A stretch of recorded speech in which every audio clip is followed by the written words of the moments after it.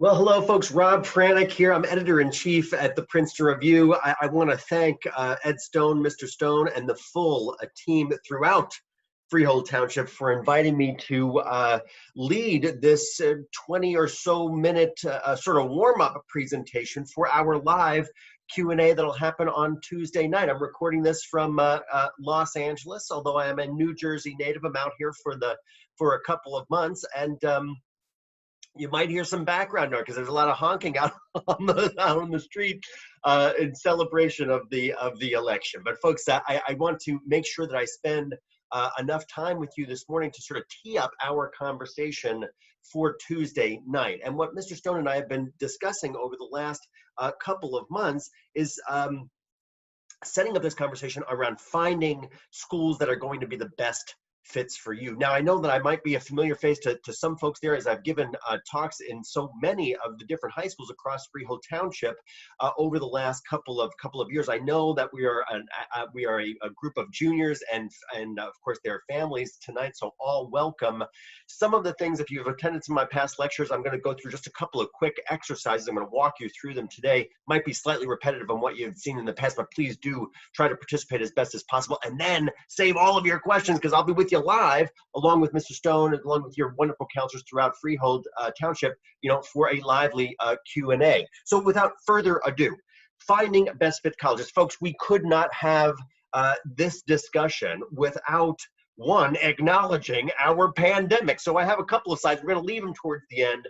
It'll be a bit of a sort of a walk through memory lane of what's happened with standardized tests, but very specifically, what will happen to this idea of finding your best fit, your dream school over the next year and years of time, and making sure that we acknowledge the differences between this year for fall admission 2021 and beyond as compared to last year's admission and years before that. So we'll be solidly focused on that. Folks, please know that the success of tonight's short lecture with me and then our full Q&A doesn't lie with just any of the words that I'll be saying or any of my colleagues at the Princeton Review or Mr. Stone himself, but specifically we're hoping to come together, as a real collective here. Please know that you have my undivided attention and that we have a wonderful partnership throughout Freehold Township with the Princeton Review. So please don't hesitate to call on me, any of my colleagues as well. I will send you home with this entire presentation deck, so don't feel like you have to furiously take notes on these things. And my longtime colleague, Nicole Iannucci, will be with us on Tuesday night, and her contact information is as ripe on here as mine. And so don't hesitate to reach out to us if there are questions or follow-ups, and again, to continue the conversation well after tonight. So without further preamble, my contact information is up there. You'll have this all information, yada, yada, yada. We'll move on directly. Folks, we have a, before I give the big reveal on the other slide, we have a survey at the Princeton Review, and I talk about it often. I've been at Princeton Review for a little over 20 years. It's been quite a while. Grateful to be there. But more importantly than that, we survey lots and lots of high school students and their parents. And we have a survey at the Princeton Review. It's called College Hopes and Worries. And we have been conducting this survey now annually, and the results come out in March of each year. Funny enough, it factored in a lot of input in regard to the pandemic from high school students and their families. But I bring it up because we've been conducting it now for 17 years annually at the Princeton Review. And it's that aggregate data that I find so interesting, and I think it might be a useful way for us to tee up this discussion. Now, here's the thing. Even this year, and I think particularly this year, given the pandemic, but for 7 consecutive years before that, the biggest worry that college-bound students and their parents had, we have 100% agreement from students and parents this past year that biggest worry was the amount of debt that students were likely going to assume to pay for college. A very close second was that students would get into their first choice schools, but families wouldn't be able to pay for it. So folks, we should acknowledge, no matter how financially blessed or challenged we might be, we are all coming to the table with a good deal of stress around this idea of paying for college, navigating the college cost system, and of course, financial aid applications and the like. factor in a global pandemic that has hit us all personally, academically, and many of us financially as well. How could we not this year be that much more concerned, stressed, and worried about those things? So just acknowledging that that exists, I think, is good for us to say out loud, and certainly for me to guide in that discussion. Now, one of the things that I often talk about with students and parents is, okay, let me understand where your hopes are, because then that's an easier sort of direct putt for me to help you get there. But more importantly, I want to find out what those worries, what those stressors are around the process, because that we can then create direct conversation and resources around how to diffuse some of that frenzy. And I've been a longtime teacher. Create a confident student, a confident parent, certainly confident counselors as well, helping you along the way. That, to me, is the real resource here. Now, what we have done this past year, this will be my reveal, on this slide, is we asked students, we said, okay, we understand that you're nervous around paying for college and what college costs will be. So we had a little over 13,000 college-bound students and their parents complete the survey this past year. We said, okay, if you're really worried about cost, what do you actually think college is going to cost? And as you can see here, and I'm not a big reader of PowerPoint slides, but I will just acknowledge 43% of all students and parents that completed the survey said $100,000 more over a 4-year period. 24% said $75,000 to $100,000. But here's the thing. We have to exit this discussion teeing up for our Q&A with no blinders on in this process. Yes, these things can make us worried, they can make us scared, and they can make us stressed. But folks, we have to be able to get at the real story, right? We have to understand what those real costs are going to be. They may still scare us, but in my experience as a longtime teacher and lecturer, if you exit a conversation or a classroom knowing the facts, then you're much more likely to be less stressed about it and be able to confidently move through it. So these numbers, we call it total cost of attendance at the Princeton Review, as you can see here. Now, the thing is that the College Board, who creates the SAT, AP exams, and so on, collects this information. They put this information out there as well. These numbers are literally days old. Total cost of attendance of 1 year of public college or university. If I was with you live tonight, I would ask you to shout out from your seats if we were in person, or to use the Zoom features here as well. But I'm just going to give you the answer. And this is the big four. This is tuition, room and board, fees, and books. Total cost of attendance: tuition, room and board, fees, and books. In-state tuition for public colleges this year, numbers less than a week old, $22,180. We can look to the other side of the fence, the sometimes heart-stoppingly expensive side of the fence, and that's for private colleges. And again, hot off the presses this year, it is $50,770. So folks, when we think about shouting out loftier numbers, because many of the schools that you might be considering, many of the schools in your universe might be charging far loftier sums than that, right? I'm here in Los Angeles for a couple of months. The University of Southern California is less than 2 miles from where I am. They're going to be $80,000 this year. Last year, the University of Chicago hit $80,000. NYU in my home city, that's $79,000. So you know as well as I that many of your schools that might be in your universe on your list of possible applications in the next year of time could be those loftier sums, but there at least is some personal solace, financial solace, to understanding the real numbers, and these are across colleges nationally. Now, the average amount of student debt, as I said before, students and parents 100% united in their biggest worry around college admission next year, and that was the level of debt that they would likely incur to pay for college. So it's good for us to understand what that average number is, what the average indebtedness is. And I would make you shout it out from your seats if I was with you live, tonight, or if we had this Zoom feature. But I'm going to give the big reveal here because it might be interesting for some. This year it is $29,400, so just shy of $30,000, folks. When I talk to live audiences, it is not uncommon for many students and parents to shout out 50, 60, 70, 80, 80,000, 100,000 plus dollars as an average amount of student debt. And the truth is that that might exist for some students.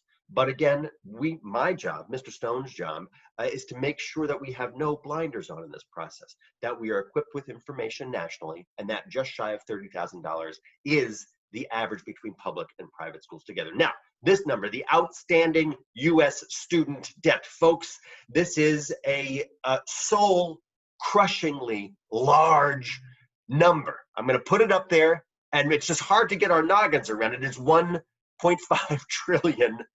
$1.5 trillion. But here's the thing, again, no blinders on in this process. That $1.5 trillion is inclusive not just of four-year public and or private independent schools, so the schools that most of you are going to be applying to, but it also includes all online universities, all for-profit universities, as well as all graduate plus professional schools. So that's law school, B school, and medical schools. If we just remove the graduate numbers, that number, that 1.5 trillion would come down by at least 40%. So again, my commitment to you all this evening is to make sure that you exit knowing the real numbers. Now, you can make your own decisions to be nervous or confident around them, but at least we will be on the same page with the relative numbers as we move forward. Now, I did this exercise with several schools in Freehold Township last year. I've been doing it online from my desk right here in Los Angeles over the last couple of weeks. I'm going to walk you through this, and I will just tell you the results. And then when we're together again, we can geek out and do this together. But here's the thing: I often do this exercise in live audiences as well as online audiences. But here's the thing: I tell students and parents that there is two facts that you will likely never hear around college admission. And the first fact is that it has never ever been easier to get into college than it is today, even given the pandemic. And the second fact is that it has never ever been harder to get into college than it is today. And who is this higher ed quack? How could it both be incredibly easy and amazingly difficult to get into college? But folks, when I do this in a live setting, I'm like, okay, we're going to try to prove out my completely unscientific theory. And I did it with the Los Angeles crowd just last Tuesday. And it was a packed house. We had over 700 people attending. So I said to those folks, okay, I'm going to try to prove out my completely unscientific theory. Here's what we're going to do. I asked every student out of that 700 to take out a piece of paper or a pencil. I put up my Twitter account. You could use the Zoom chat. It didn't matter. I couldn't see the Zoom chat when we were giving the lecture. And I said, okay, I want you to write down or type in the names of 3 colleges or universities that you would love to see yourself at as a college freshman, with these 2 caveats. I said it didn't matter if you didn't have a prayer in heaven to get into any of those schools academically, or $2 saved in the bank to pay for it. So it didn't matter about academic admission, and it didn't matter about money to pay for it.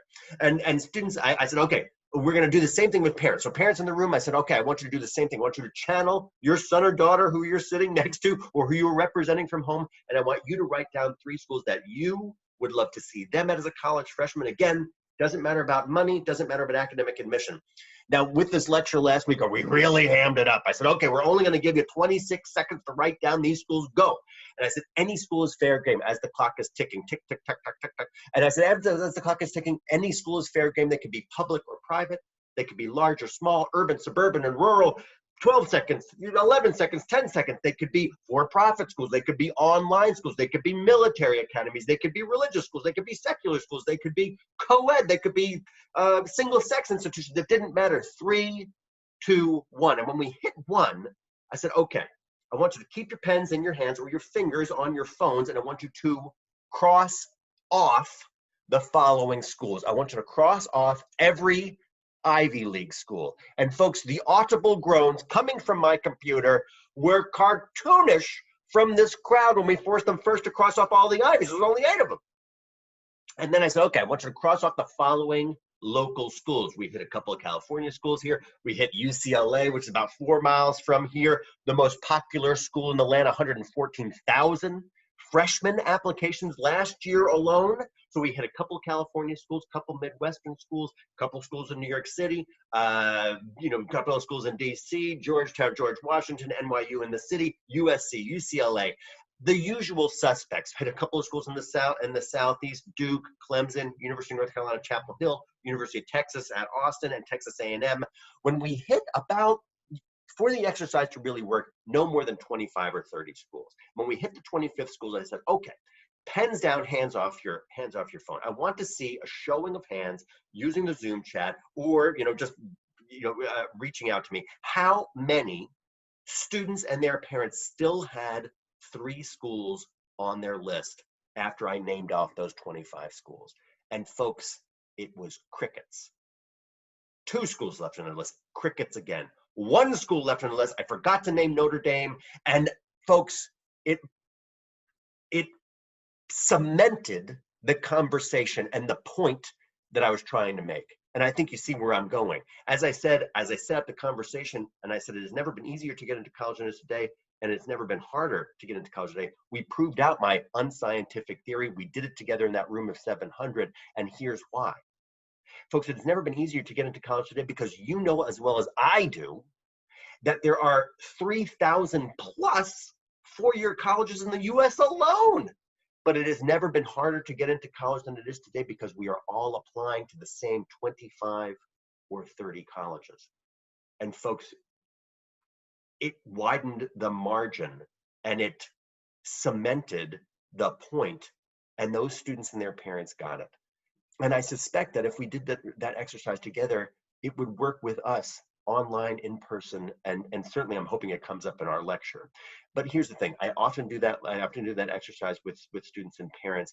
We had an opportunity to do it again this past year with our own College Hopes and Worries survey, as I talked about. So I set it up with 13,000 college-bound students and their parents. We asked them the same question: what would your dream college be if money and academic acceptance were not issues? Here's the big reveal. For students, they said Stanford, Harvard, and NYU, and their parents said Stanford, MIT, and Princeton.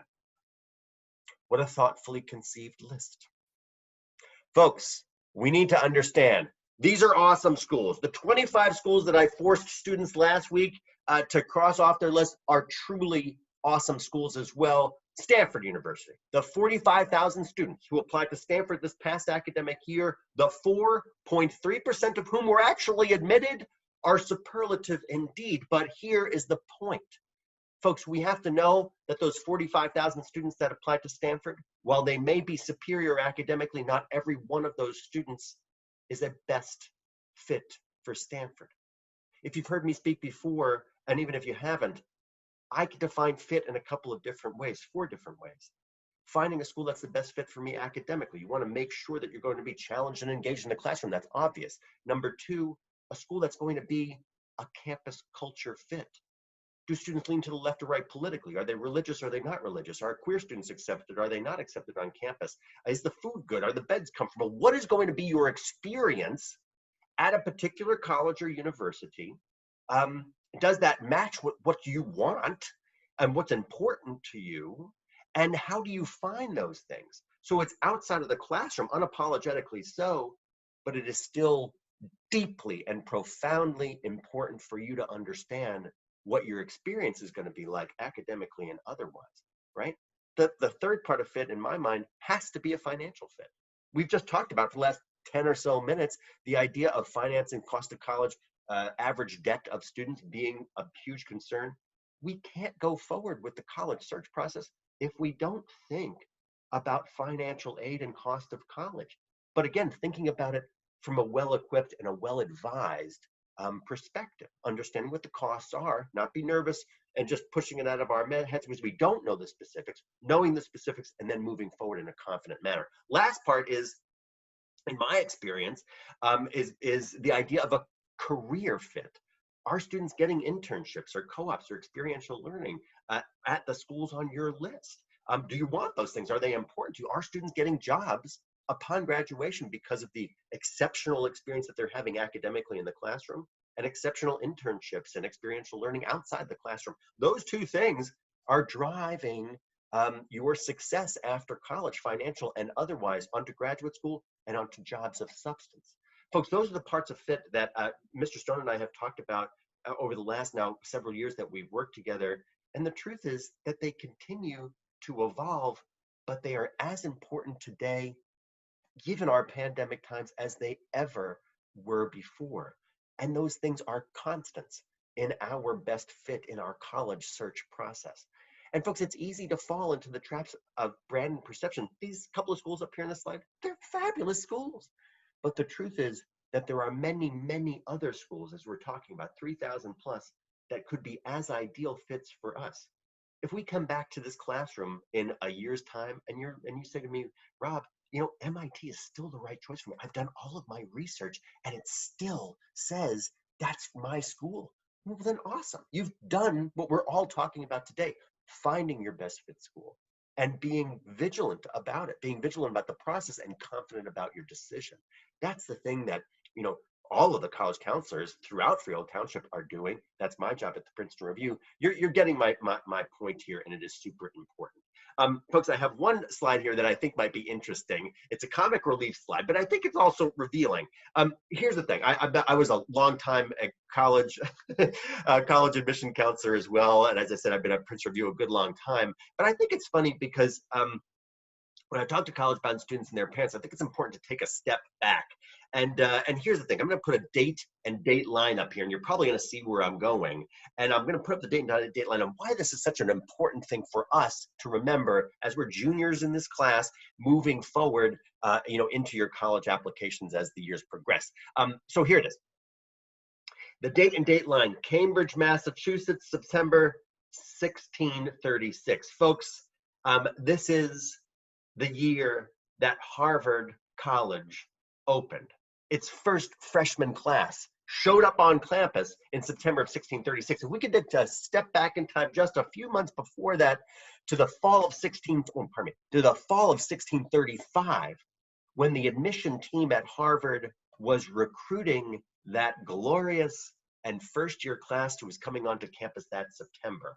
What was the admission team at Harvard actually looking for in that glorious and Renaissance freshman class? There are 4 different things. I'm going to reveal them for you. I think that they'll be interesting for you.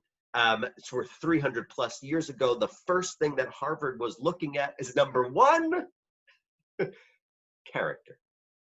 Specifically, strength of character, grit, perseverance. What have you done academically and otherwise to be this glorious and perfect fit for Harvard those many years ago?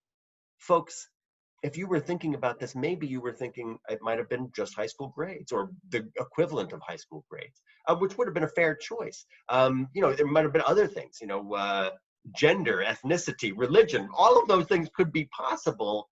But the 4 things that Harvard reports, and I do find personal solace in this, the idea of strength of character. And folks, here's the thing. If you've seen me present before or read any of the things that we create or books I write at Princeton Review, this is an important thing for us to know. The college admission process has quantitative metrics, which we're going to talk about, but it also is a human process. It's good to remind us that that happened 300 plus years ago, and it happens today as well. Certainly, there are academic things. So we talked about character. Second one, background. Now, again, many things fit into this character, as we discussed: religion, race, gender, ethnicity. I suspect Harvard doesn't go into much more detail on it. Third on the list, proficiency in Latin. Next, proficiency in Greek. Love Harvard College admission. Folks, this is a good segue for us to understand that some things about admission don't change. And when we start to think about that, it's important for us to remind ourselves that we can look back and we can all know that whether we're applying to college 300 plus years ago or in the next year or 2 years, folks, the college admission process is a stressful process. How could it not be? You're putting yourself out there to be evaluated by an admission counselor and likely an admission committee based on academic experience, standardized test scores, and all of the other qualitative metrics that speak to your character and otherwise. Now, I know I could put this, I built this slide, so I could just imagine my mom pulling me along the side and saying, listen, Robert, you're never going to get into Harvard unless you complete your Greek homework. That is a stressful thing. But it's important for us to understand that that idea of academic excellence is one thing, certainly a main thing that's considered, but it's not the only thing that's considered in admission. Folks, we need to say these things out loud. First-time freshman admission, and this is in order that schools, nearly 2,500 of which I collect personally from the Princeton Review, note as the pecking order of the things that are most important. And it's important to understand, folks, that even given our COVID times, that first thing, your grades and the rigor of your courses, is so primary a driver in your academic experience and hence in your college admission evaluation that it cannot be denied, right? We should put the other things aside. We have to understand, particularly from Freehold Township, your superior schools, the reputation, academic and otherwise reputation that you have is a badge of great, not only honor, but one that is recognized by so many schools that you'll be applying to over the next year and years. Did you challenge yourself with regular level courses, advanced level courses, AP level courses, IB level courses? What were the opportunities that you had? Did you take advantage of them? And then obviously, what's your GPA and your test scores? And folks, this is an important thing. Back in February, when most schools nationally went from completely in person to completely online, many schools, and I'm ignorant of this if this happened in Freehold, so apologies there. Many schools went from a letter grade generating course or a number grade generating course to a pass-fail model. And that was the right thing for so many schools at that time because of the tectonic shift from in-person to online. The thing is that those pass-fail courses, generally speaking, don't move on and are not factored into your overall GPA, which means that right now, particularly for juniors, right now the work that you're doing academically, online mixed or online or hybrid, is so important because those grades that you're generating are going to fill in some of the gap of pass-fail grades that might have happened in the springtime. So my point is that your junior year is always super important when it comes to college admission, but this year it is even more important due to the changes that have impacted us because of COVID and its repercussions. Testing. Folks, I'm going to talk about test optional schools, but we should understand that testing. The SAT, ACT are the big dogs here, but also AP exams. 5.2 million AP administrations happened in 2019 before the pandemic. Roughly that same number happened this past May and June for students during COVID. Many students that we might be talking to today likely took some of those AP courses. Many students, of course, or AP tests, many students will take multiple AP tests. Certainly throughout Freehold Township, this is commonplace, but it's important for us to understand that tests are still valuable. I'll talk about testing in a minute. Other things, your essay, letter of recommendation, let's talk about those two first. Folks, now even more than ever, these are so important. They are important in any given year, but factor in a global pandemic and these other qualitative things outside of the classroom are so powerful and profound in their impact on your college admission applications. Do not underestimate them. Folks, you have an opportunity to describe something about yourself academically or otherwise through your personal statements in your essay. That is a huge opportunity. And so many colleges and universities are feeling the impact from COVID in just their freshman class for fall of 2020. Many schools are reporting far less students matriculating, actually coming to campus this past fall, online or otherwise. And those are difficult for any schools to weather, which means you have an opportunity here to build those relations using the component parts of your application to make your application that much more strong, that much, given the ability to make it stand out that much more. Letters of recommendation, your teachers, your counselors, people that have employed you, folks that you volunteered with, all of those teams, all of those wonderful folks with whom you've had, or whom you've been in the classroom with, or you've worked with, or otherwise, those are powerful indicators to what we talked about in the Harvard slide: character, grit, and perseverance, academically and otherwise. So powerful. Extracurricular activities, we can't say this enough. Your extracurricular activities for students across the globe were either canceled outright or curtailed significantly back in the springtime throughout the rest of that semester. So many students, and many of my students at the Princeton Review, are using virtual opportunities, virtual internships, virtual volunteering. I'm so heartened by this. I'll make sure I note it in our Q&A, and I'll give you some pointers on those as well. But I have such great solace when I think about students and their resilience throughout the process, and that extracurricular activity list is one of them. Last on the list, interviews. Again, I'm so keen on this. The thing is that not every school allows you to interview, but I'll tell you right now, mathematical certainty, many more colleges, due to the pandemic, are going to allow you to interview now than ever before. And folks, if you take one thing away from our conversation tonight, you need to know this. You can never let the opportunity to interview, albeit online, with the anointed person from admission or alumni relations, whoever it might be. We will never let that opportunity go unrealized ever again, because it can build relationships and it will build strength and structure around your college admission application. The thing is, folks, these have been constants, factors in college admission. But again, given our pandemic times, each of them become underscored that much more. What matters most? I'm going to go back to this college hopes and worries survey as I had discussed before, and then we'll wrap up because I know we're on time schedule here.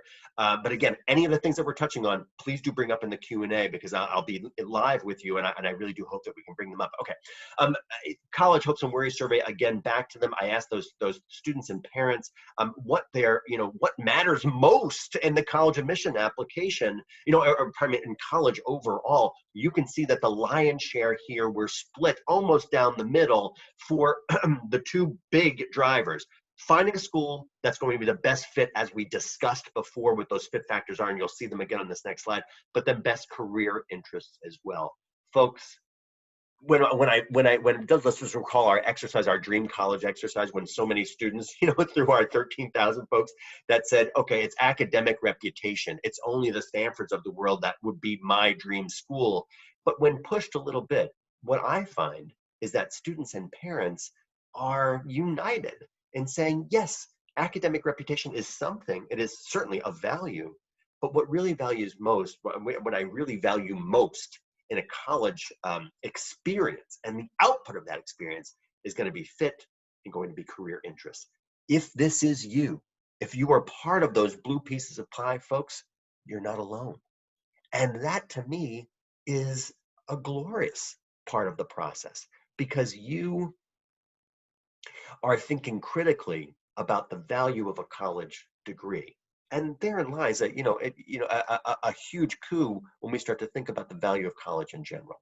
I should say this out loud. I do a book called The Best 386 Colleges. This last edition just came out in August. And again, I'm not a big product pitcher. What I wanted to put it up here is that I'm not the most popular person in college admission. One, because I read several books, but particularly this book. It doesn't make me always popular with admission deans and college presidents and university chancellors. And the thing is that the reason that so many schools give me is that I put out a great deal of ranking lists in this book. There are many, 62 different top 20 ranking lists, none of which are based on my opinion. I think I know a lot about schools. I think my colleague Nicole, and we're 4,000 teachers and tutors at the Princeton Review, I think we know a lot about schools. Doesn't matter, I'll quit what I think. We yield completely, in this book and many others, to the opinion of experts about their own college experience. And that's not me, right? I've been out of school for a long time. But what I do value is listening and surveying hundreds of thousands of current college students and asking them questions about their experiences academically, campus culture, financial aid, career services, the thing that we had discussed around fit in each of its component parts. And that's the information that I put out there in this book into narrative. It's a big phone book size publication, but then also into ranking lists themselves. So I put in ranking lists for best financial aid and career services in campus. But you can see all these things. I'm not going to read this slide to you. But what I want you to take away is that the way I think about college research, I love, and I will geek out at any time to discuss schools, and I do know a lot about schools. But again, I yield to the opinion of current students and so many of them, hundreds of thousands of them, about getting the real meaning of what that school is going to be academically and otherwise for prospective students. And I take that information and I package it up for you, for high school students, for their parents, and certainly for counselors. So anyway, if this is interesting to you, I'm happy to discuss it in the Q&A with some more detail. I love this question, and then we'll wrap up. I think I only have one more slide after this. Is college worth it? Folks, I have been asked this question more times over the last 4 years of time than over my last 25 years working working in higher education. And the truth is that, you know, we asked students and parents on that College Hopes and Worries survey again, and 99% of them said yes, college is worth it. It is worth the expense, great as it is. But the truth is, it's worth it for a couple of reasons, right? And the biggest of which is a better job and a higher income, right? The big blue piece of the pie. And then the idea of exposure to new ideas in education. You can see this pie chart yourself. But that idea of college giving us the ability to have a secure future academically and financially, this is a powerful thing. We believe college is worth it. It is an expense, a significant expense, but we can understand that it is of value. If this is you, then that last part of fit that I have referred to a couple of times, that idea of career fit, it's a powerful metric. It's a powerful lever. It's a powerful use for us to understand as we go forward with the researching of colleges. It's a powerful one, and I do a whole book on that. I'm thinking about career as well. Folks, I want to make sure that we give just a nod to things that are happening due to the pandemic, and I promised Mr. Stone that I would just note these things as well. Test optional. One thing that I need to just remember from this slide is this. Test optional does not mean test prohibited. Test optional does not mean test prohibited. Test optional means that you needn't submit the SAT or ACT if you don't want to. But if you want to, you have every opportunity to do that. As I had referenced, I collect information from 2,500 schools, and I put it up on our website, princetonreview.com. And do you know what even test optional schools report to me? Their SAT and ACT scores. So folks, you should know that should this be of value to you to submit the SAT and ACT to test optional schools, you have every right to do that. And here's the thing, given these times that we live in, I feel very strongly about this. Given a time back in late February, early March, where students moved from 100% online, 100% in person to 100% online, from the activities being canceled, whether they're tethered to your school or outside your school, music, theater, athletics, volunteer work outside the classroom, curtailed or cut off. In this time of great change, I feel that so many things have been taken away from students, but standardized tests, the SAT, ACT, AP exams being the leaders, give you an opportunity to distinguish yourself.